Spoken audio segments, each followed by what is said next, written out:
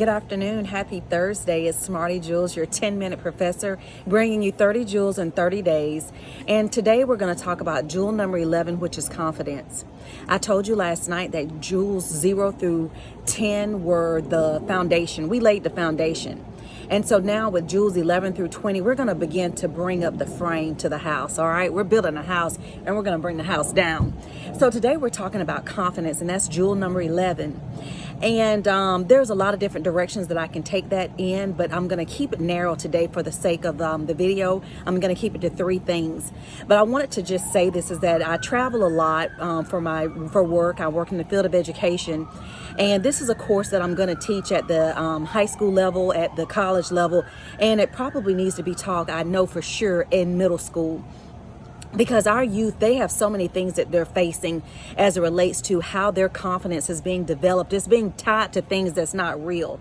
It's being tied to likes. It's being tied to follows. It's being tied to things that will not help them to be able to deal with situations when they arise. I'll give you an example. And when I went on one of my recruitment trips, I was at my hotel on a balcony overlooking a beautiful view, and a lady just came up and we started talking. So I said, well, what are you doing here?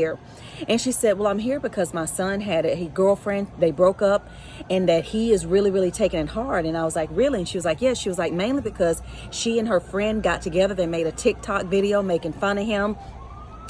A lot of people around campus saw it, and she was like, it just really almost took him out. So I had to come and drive, she said, 4 hours to just make sure that my son was okay. And that is one real example of the impact that social media can have on our youth, especially when, you know, the definition of who you are is defined to, you know, those types of things. And I'm not even saying that as an adult. I'm 47 years old, and I told you that this was not my particular area of expertise. When I look at videos on Instagram and I see they have 10,000 likes and follows, and I'm over here struggling to have 10 or 20, it can make anyone question, gee, well, what is my value in the marketplace? But because I've had real life wins, and because I know who I am, it allows me the ability to be able to just, you know, keep it moving past that and know that it's a process that's going to take time when you're trying to build something that's going to be a part of your legacy. And your legacy is something that will outlive you.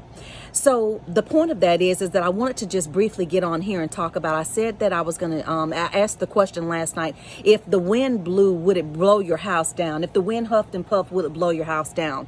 And I'm not talking about life tragedy that may strike in terms of illnesses, divorces, losing your job, those type things. That can take the wind out of anyone, and it can have an impact on your confidence no matter what.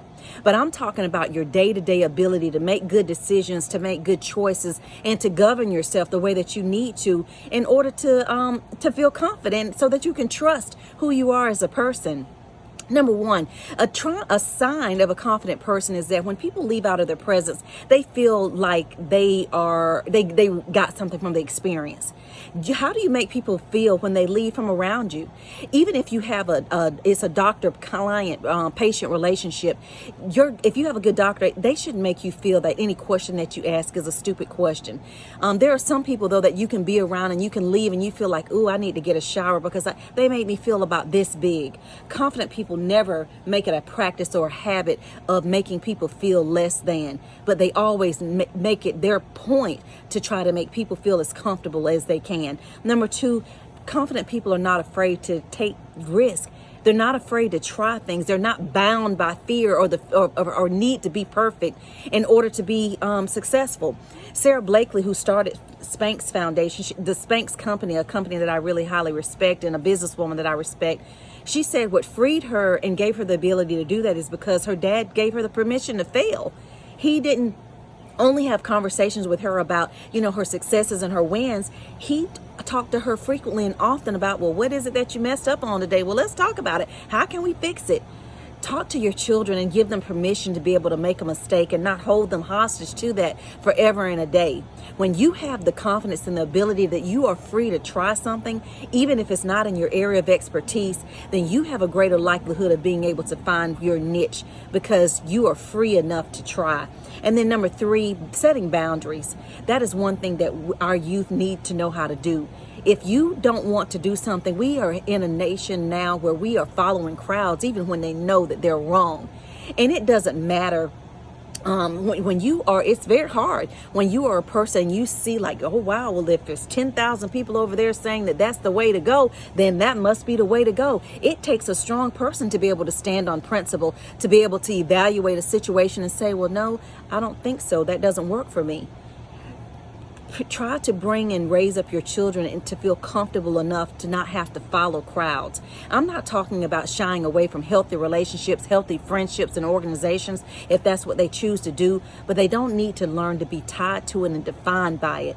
Being confident enough to set boundaries so that if you need to stay home and study instead of going out, the answer is no, with a smile. If you need more time to think about something because I don't want to feel rushed and hurried to give you an answer, then the answer is, well, I need some time to think about it. So 3 things. Confidence is the ability to make others feel better from being in your presence. It's the ability to be able to set boundaries, and the ability to try new things and not be afraid, even if it's something that you may not be the best at, and even if you have a fear of failing. Again, thank you for joining me today. It's a beautiful Thursday afternoon here in Atlanta, Georgia. I'm Smarty Jules, your 10-minute professor.